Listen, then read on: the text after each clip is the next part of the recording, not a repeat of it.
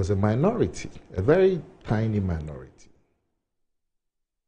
But 60-something. 61. Out of No, 200. 63. Out of 200. Out of 200. And the NDC, the government party had 133. I think NCP had some, CPP had some. Yeah, that's why Yeah. the minority parties had 63 also. Okay. Because NPP had 61, and 2 or 3 came from CPP. So in total, they had about 63, 64. I think PNC even had 2. And the NDC, the government party had a hand. So that's a huge majority. But look at that parliament. And the minority leader at that time was J.H. Mensah. They managed to bring in the MP's fund, which was, has been, I can't imagine how MPs would be functioning today if you didn't have the MP's funds. They managed to bring in the GET fund. GET fund. What had happened was that the government at that time had brought in a straightforward increase in the rate of VAT, the Rawlings government.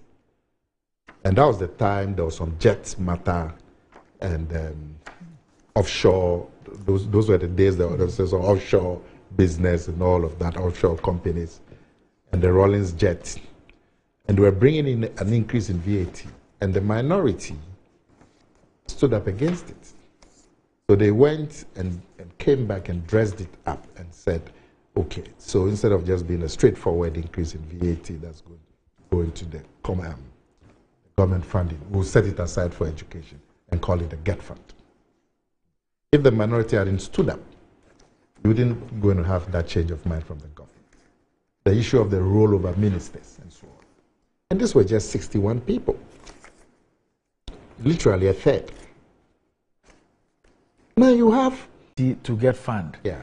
It had to do with we know all the agitations that started. MP's fund. And so yes, and though if none of it could have been achieved by vote, because your vote is 63. Yes. But it's the assertiveness, even in the absence of the power of the vote. You could have the parliament, the minority in the parliament, being so assertive as to get these concessions, even without the vote. Now you have the vote. You know, so apart from your assertiveness, you also now have the voting power.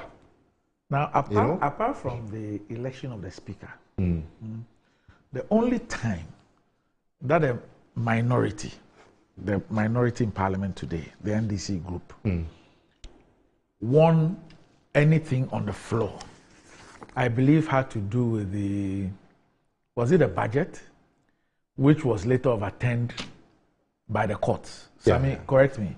Yeah. That's the only, apart from the election of the speaker. Yeah.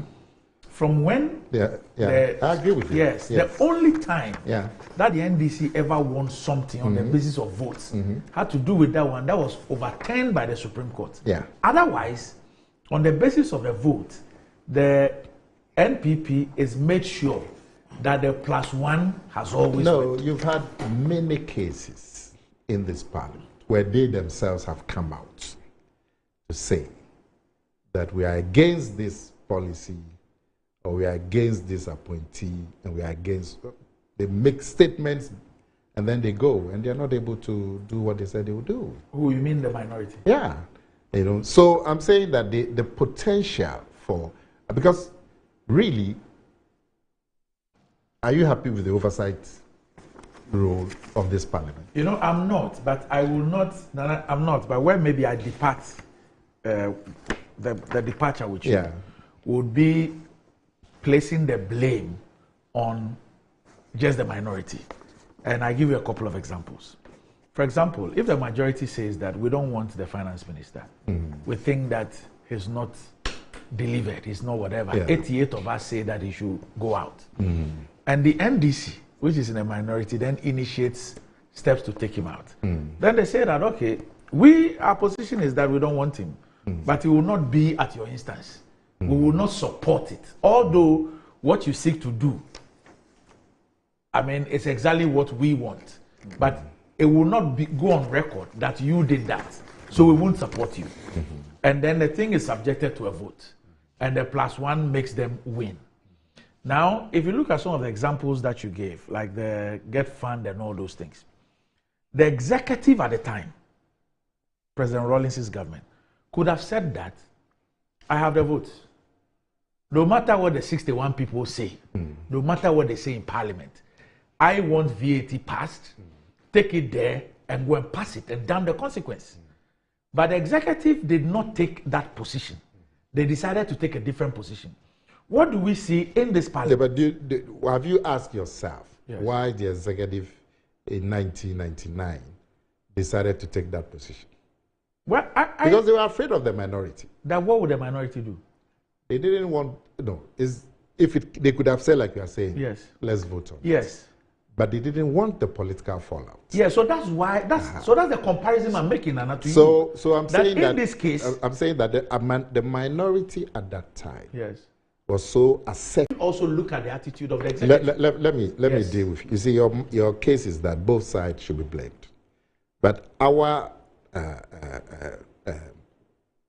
take is that it is the minority party that pushes Parliament in terms of the oversight, and that the majority party are handicapped, isn't it? And you have offered an explanation that is because they have to, all of them want to please the executive.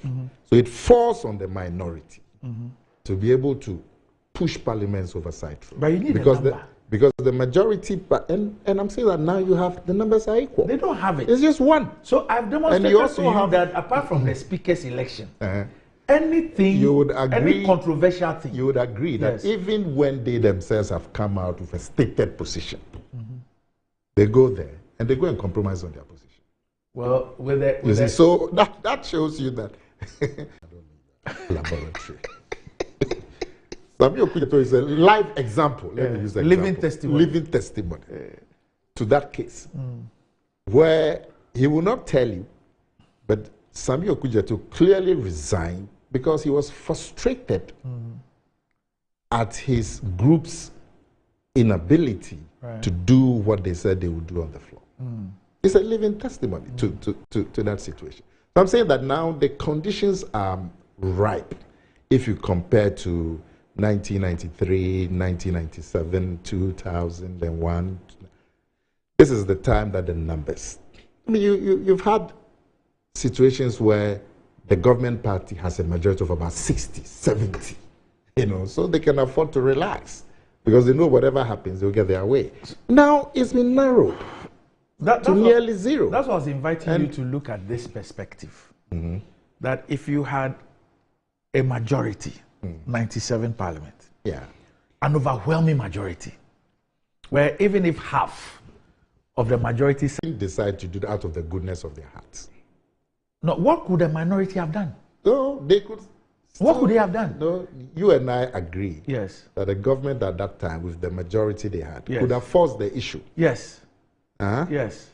But they were still afraid of the minority. Then what would the minority have done? Oh, no, not what they could have done. Yes. They were still afraid of the minority. Is it not the case? That is why. Is it not the case of they being? Listen. They're not taking a more sensible approach and saying that, look, there's no point in railroading things, and that, look, there is a better way of going about it. There's no point because of your political fallout, which the minority was going to take advantage of.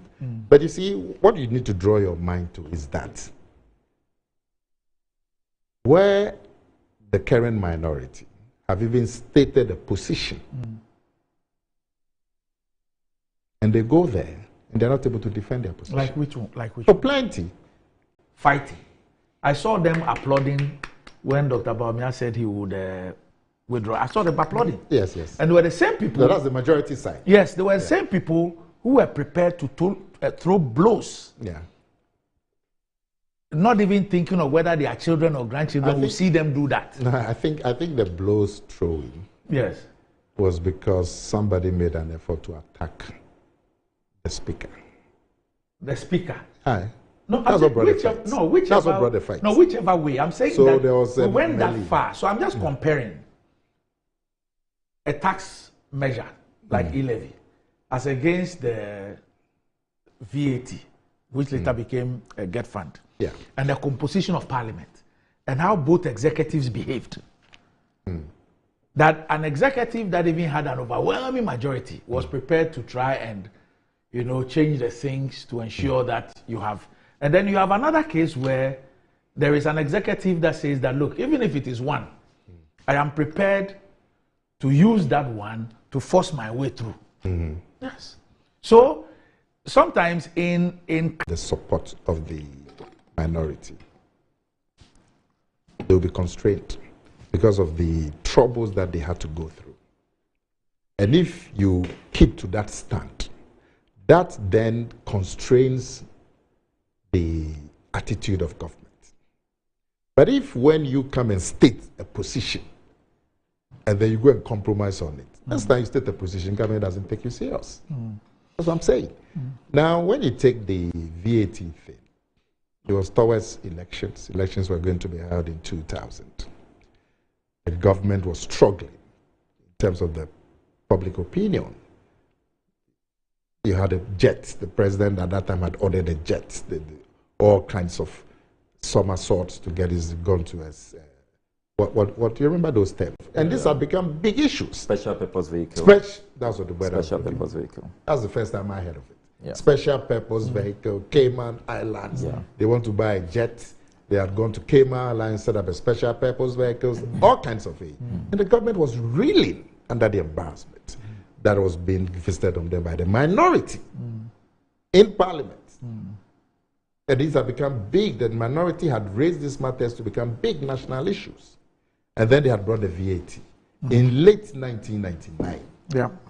And they knew that if the minority didn't agree and they went to town with it, it was going to deepen the woes of the government in terms of popularity. And elections were just around the corner.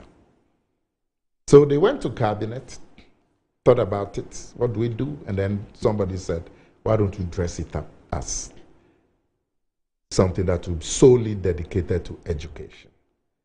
That one, the minority will find it difficult to oppose it if we said we're setting up a funding that will allow us dedicated funds to support education. Numbers like they are now, you would expect that the oversight responsibility will even be more than the parliaments that have gone past, where the government had overwhelming numbers. But you see that it's just business as usual.